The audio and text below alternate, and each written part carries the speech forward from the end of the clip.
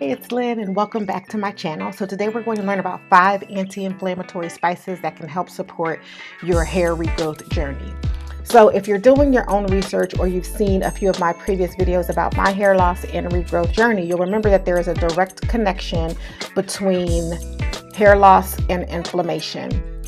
And I'll link to my story here in case you, or here if you have, in case you haven't seen it yet. And so as we walk through these, learning about these spices, I want you to think about two things. One, think about how you are already using these spices and how they're helping you every day. You're already a part of this healing process. You're already part of the healing journey. So good job to you for already being in the game.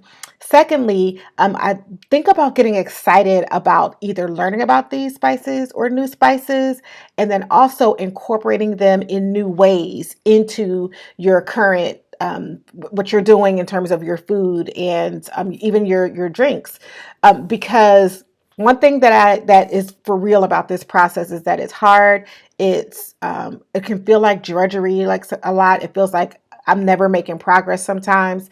But on the flip side of it, when I approach this journey and the things that I'm learning with a level of excitement, a level of, wow, I get to learn about this and I get to be a part of the healing process, it makes it a little bit easier. So I'm going to encourage you to get excited about learning about these and excited about trying new recipes. And then we're going to just get started. So the first one up is cinnamon. Oh yeah, and you know I have notes. So if you see me look down and look around, that's why you know I have notes. And so cinnamon. Cinnamon is a powerful anti-inflammatory spice. Obviously, it's been used for thousands of years. It's a sweet taste. It has a warming taste.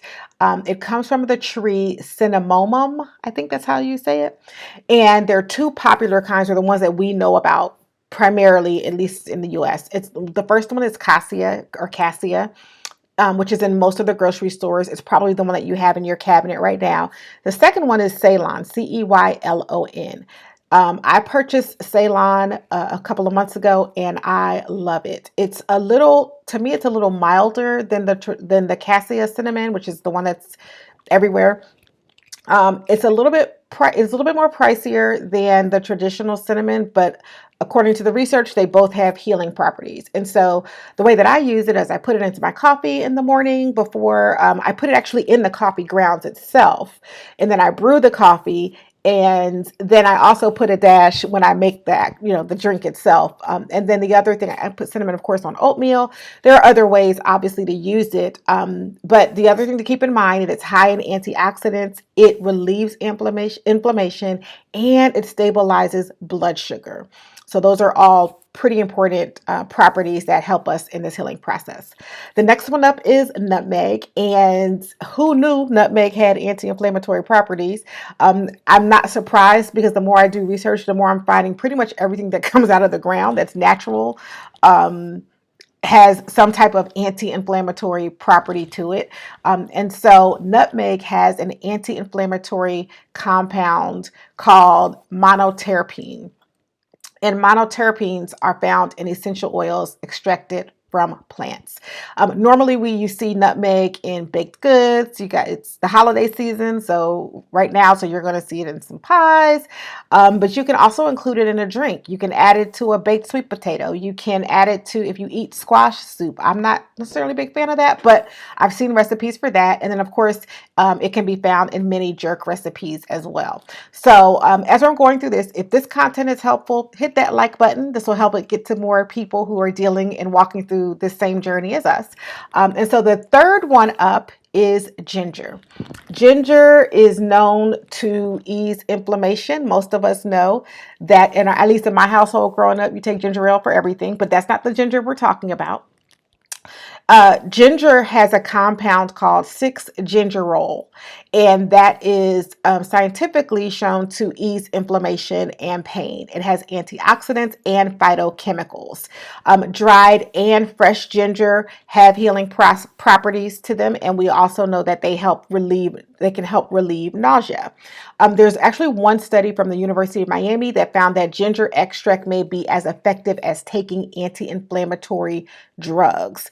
So ginger is, and there's so many ways you can use ginger. It's obviously going to be in so many recipes, but one of the things that I do it might be in my other smoothie recipe, but I will take the frozen ginger cubes that I think Trader Joe's has them, and I'll pop some of those in my smoothies, and that also adds a little bit of bite and nice little taste to the smoothie, but it's another way just to incorporate ginger even on a daily basis. The other thing that one of the studies showed was that it rejuvenates skin and it stimulates hair growth. So another good reason why we can add and increase the amount of ginger that we're eating. The next spice up is one that I'm sure you have heard about before, turmeric. And it is an anti-inflammatory spice. It's cultivated from the roots of a flowering plant found in Southeast Asia. The yellow color comes from curcumin, I believe that's how you pronounce it, which is an antioxidant. It's known to help protect against heart disease. It also may help diabetes. It can improve skin. And in one study, it actually even revealed that it helps with depression. The other thing that's really important about turmeric, though, is when you eat it, have black pepper when you're eating it. So whatever you're using, and even if it's in a smoothie, make sure you add a little bit of black pepper to it, because that allows it to absorb into our bodies. And the last spice is black pepper, and black pepper also fights inflammation. It has an ingredient called piperine in it, which has been linked to inflammation. And then there's actually one study that showed that when black pepper is combined with ginger and turmeric, it has the same anti-inflammatory effects at the same level as a prescription medication for people who were dealing with knee conditions. And so those are the 5 spices: cinnamon, nutmeg, ginger, turmeric, and black pepper. And those are all the ones that I would encourage you to think about how you can incorporate those even more into your current food regimen. One thing that I found in the research, and even just in this on my own journey with this, is that it doesn't take a lot to support the healing process. I just recommend small steps consistently and daily when it comes to incorporating and adding these foods into your regimen. In my other video, I talk about the supplements that I take, and that's another very easy way to add some of these spices. There is a turmeric and black pepper pill that I actually take. And so there are other ways that you can incorporate them, but just think about them, be creative with it.